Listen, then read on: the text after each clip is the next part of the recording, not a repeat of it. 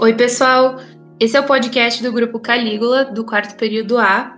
A gente vai falar sobre as teorias relativas à prevenção do livro Direito Penal, parte geral, de Paulo César Busato. Eu sou a Mariana Teobaldo. Eu sou a Sinaí. Eu sou a Vitória. Eu sou a Ana Júlia. E eu sou a Rafaela. Bom, vamos iniciar o nosso podcast falando sobre as teorias relativas à prevenção. A teoria relativa ou preventiva é uma concepção emergida do iluminismo, cujo princípio é abordado pelo jurista Paulo César Busato em seu livro Direito Penal, a partir da página 157 de tal obra. De acordo com o autor, essa tem como finalidade atribuir pena um caráter preventivo, e seu ápice foi revelado no Estado Social, momento que foi constituído o produto final do movimento iluminista e do contrato social. Em outras palavras, a pena, a partir desse momento, não é mais tratada como maneira de retribuição do mal que o delinquente praticou contra a sociedade, mas sim é utilizada com o objetivo de inibir o máximo possível de novos atos ilícitos.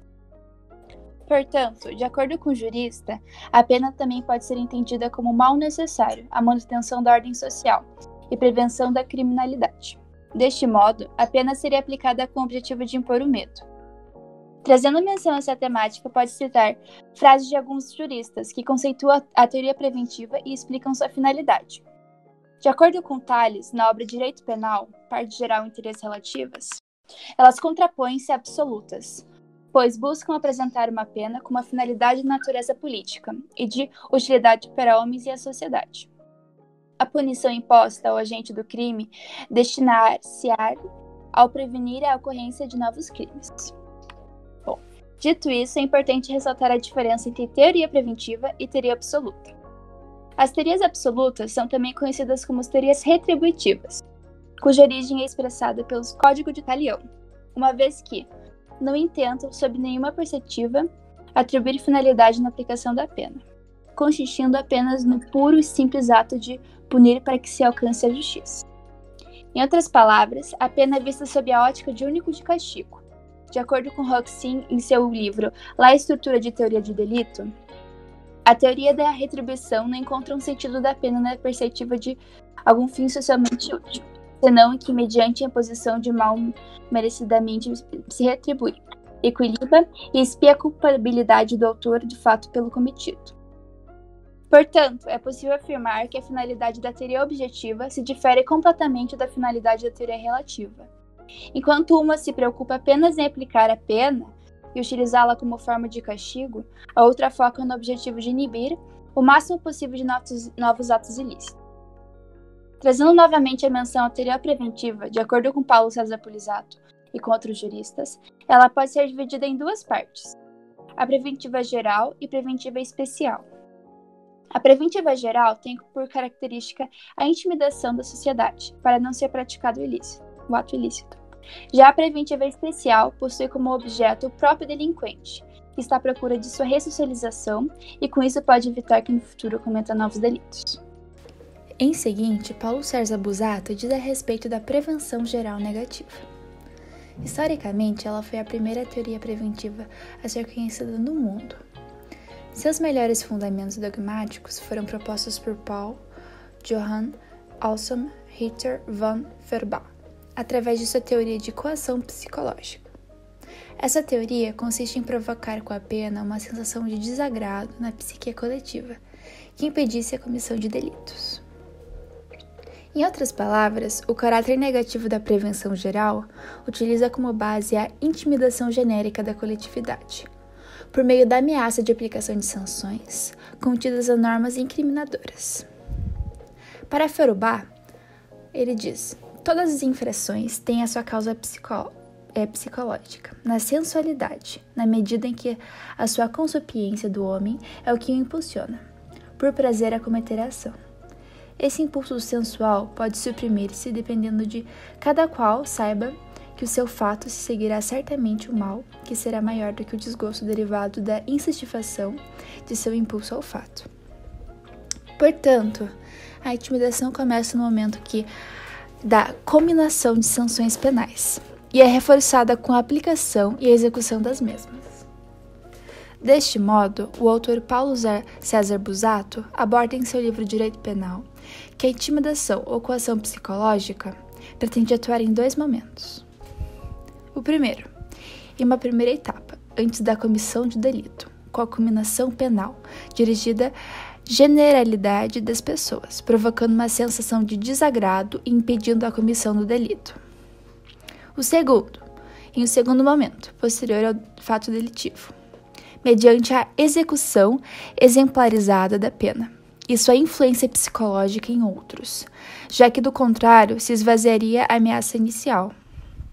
Portanto, é possível concluir que nessa vertente doutrinária, a pena se impõe pelo medo, ou seja, ela deve ter a capacidade de atemorizar as pessoas da sociedade, independentemente do sofrimento da pessoa que a suporta, para que aquele delito não seja praticado novamente. Portanto, as penas teriam de ser proporcionais aos fatos pelos quais são impostos. Deviam ser mais rígidas à medida que os crimes prescritos por ela forem praticados. Logo, não há qualquer ligação entre a pena e os delitos praticados, porque a medida dela seria dependente de fatores externos. Então, dando continuação aos comentários da Sinaí, o doutrinador Paulo César Busato também trouxe comentários críticos sobre a prevenção geral negativa.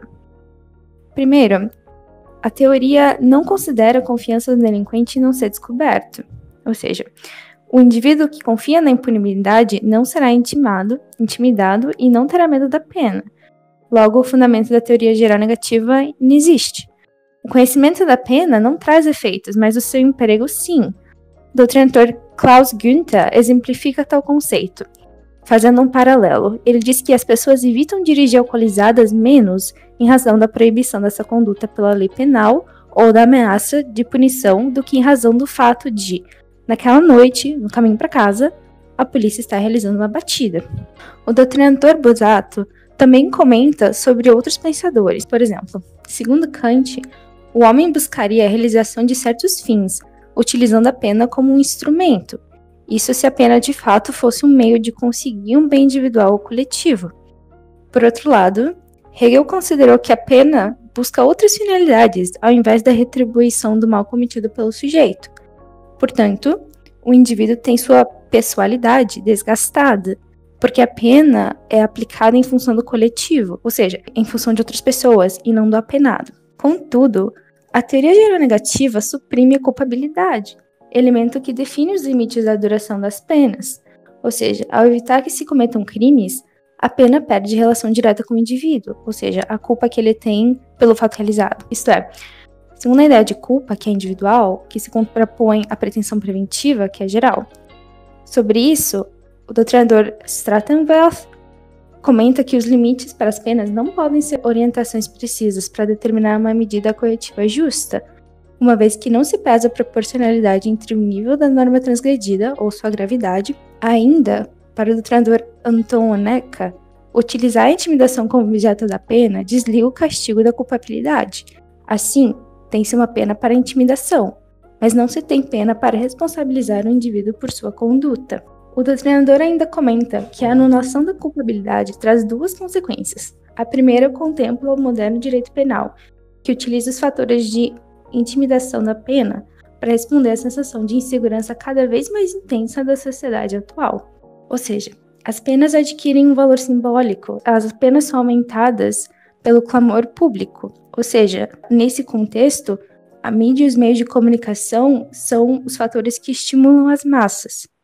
Ainda, políticos que consideram solver dos problemas sociais ao criar uma política criminal eficaz. O negativo está em aumentar as penas para resolver problemas quando outros meios de controle social poderiam encarar a dificuldade. Em segundo lugar, a teoria geral negativa admite poder ao Estado totalitário, que recorre à ameaça da pena para impor seu poder e manter seu controle. Ademais, a pena constitui o elemento desumano de castigar um sujeito para manipular a conduta de outros. Isso é, a pena ultrapassa a pessoa a quem é destinada, ferindo princípios básicos da humanidade. O próximo tópico apontado no texto é sobre a prevenção especial, que pode ser negativa ou positiva. Nessa parte se fala sobre um direito penal com base no positivismo, que tem uma face mais de defesa social. Então, Ele fala sobre uma atuação direta sobre o indivíduo, e o objetivo final dele é reabilitar esse indivíduo socialmente. Fica claro, então, que a finalidade é uma de prevenção da reincidência. E essa prevenção de reincidência ocorre em duas vertentes, a especial negativa e a especial positiva. A especial negativa consiste em neutralizar os impulsos criminais que supostamente tem o autor do delito. Isso seria feito por meio da segregação e do afastamento do convívio social, então ele seria afastado da sociedade. E a prevenção especial positiva, por sua vez, tem um caráter mais corretivo, porque entende que o autor do delito tem algum tipo de desvio social que necessita e deve ser corrigido para que ele possa ser reintegrado na sociedade que ele vive. A finalidade da pena passa a ser uma de satisfazer as necessidades político-sociais com o mínimo sacrifício para o sujeito. O doutrinador von Litz categorizou 3 maneiras de atuação da prevenção especial. Ele fala sobre a intimidação, que seria feita por meio de uma pena individual, a correção, que seria feita por meio de um processo ressocializador, e a inocuização, que é feito por meio do encarceramento do delinquente. No caso de fracasso dessa tentativa de ressocialização que se fala, a prevenção especial procura uma defesa social através da separação e da segregação dos inadaptáveis, produzindo assim uma neutralização necessária de sua periculosidade social. Então, eles seriam, entre aspas, neutralizados do perigo que eles podem causar para a sociedade. E é nesse ponto que a doutrina diferencia a prevenção especial negativa, que é voltada para o sentido da neutralização do indivíduo, e da prevenção especial positiva, que se volta no sentido da ressocialização do indivíduo. Então, depois, a neutralização passou a ser substituída pela ideia de integração social. O criminoso deixou de ser considerado um doente e passou a ser tratado como alguém desajustado, que tem algum tipo de desajuste, e que ele deve ser integrado ao modelo de sociedade na qual ele vive. E por fundo dessa perspectiva, no texto, o autor comenta que existe a essência da busca por indivíduos dóceis e conformados aos desajustes sociais que são impostos e adaptados aos limites sociais que lhes são permitidos. Então, como a Mari falou anteriormente, a prevenção especial ela apresentou uma consonância em relação ao seu objetivo de ressocialização. Porém, as críticas sobre essa teoria se sobrepuseram aos elogios. Um desses pensamentos críticos analisou que os propósitos de correção de um delinquente eram incompatíveis com a realidade. Haja vista, é possível observar, de acordo com a criminologia, que a privação de liberdade contribui para a produção de reincidência. Então é nítido que o cárcere apresenta um sistema falido, onde o sujeito ele não consegue se readequar à estrutura social. Pelo contrário, ele passa por um processo de dessocialização que o estimula a cometer outros delitos. No decorrer da história, a prevenção especial é abandonada em função do avanço das ciências empíricas, que evidenciam as falhas dessa teoria. Um ponto crucial destacado é que o tratamento oferecido por essa teoria fere os direitos nos sistemas de valores do delinquente. Outro aspecto relevante é que nem todos os autores necessitam de readaptação social, então não se pode considerar que a pena consiste apenas na prevenção especial, como por exemplo os indivíduos de colarinho branco que cometem um delito. Essa teoria ela visa readaptar o delinquente, ensinando a ele como se comportar dentro da sociedade para que ela seja equilibrada e justa. Porém, esse ensinamento de readaptação condiciona as pessoas a pensarem de uma forma única e limitada, podendo ser instrumento de manipulação e controle. Sendo assim, reconduzir alguém a ter um determinado comportamento, justificando isso como eliminação da dissidência, pode facilitar a implementação de um Estado totalitário. Bom, então, dando continuidade ao que a Ana falou, tem como exemplo a própria legislação nazista dos anos 30 e início dos anos 40 do século XX. E como o próprio doutrinador fala, tudo isso implica a instrumentalização do homem aos fins do Estado, com o que se lhe coisifica e se perde o respeito à sua dignidade como pessoa, o que é inconcebível dentro de um Estado de Direito. Nesse sentido, assim, o autor, ele concorda com o conceito apresentado por Garcia Pablos, que aponta as ideias de periculosidade e ressocialização. Nesse segundo caso de ressocialização, ignora a existência de um ser humano sob a face de um delinquente, definindo como uma forma de declaração de guerra da sociedade ao criminoso. Isso se demonstra em vários discursos políticos e chamadas de combate ao crime, guerra contra o tráfico ou guerra contra o terrorismo, coisificando a própria pessoa.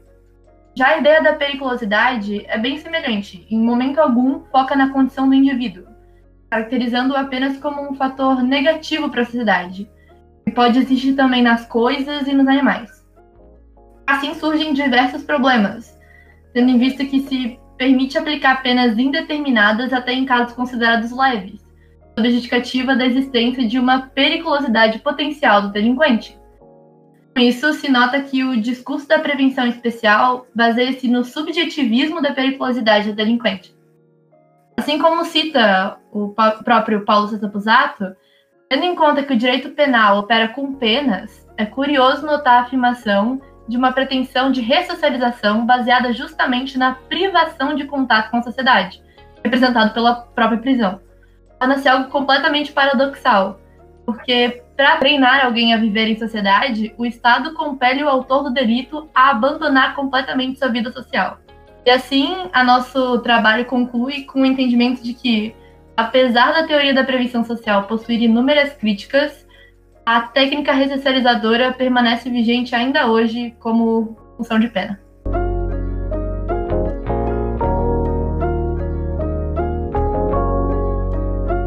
Bom, gente, finalização do nosso podcast. O nosso grupo Calígula agradece muito vocês terem ouvido até o final. Espero que tenha sido um momento agradável para todos vocês. Muito obrigada e que tenham um ótimo dia. Tchau! Salut! Au revoir!